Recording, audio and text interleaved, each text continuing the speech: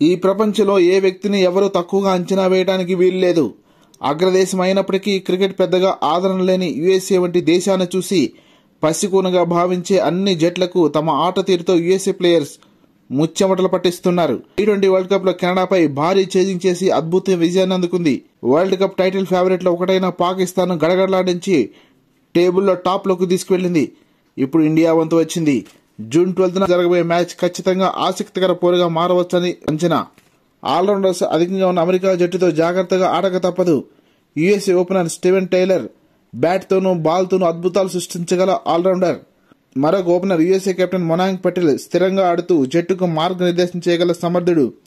భారత బౌలర్స్ మొనాంక్ పటేల్తో జాగ్రత్తగా వ్యవహరించాల్సి ఉంటుంది. మిడిల్ ఆర్డర్లో విధ్వంసకర బ్యాట్స్మెన్ ఆరోన్ జోన్స్ కెనడాపై ఆడిన అద్భుత ఇన్నింగ్స్ లో కొట్టిన సిక్సెస్ అందరికీ గుర్తుండే ఉంటాయి. ఆరోన్ జోన్స్ తో ఉదాసీనత వ్యవహరిస్తే భారత్ కు కష్టాలు తప్పవు.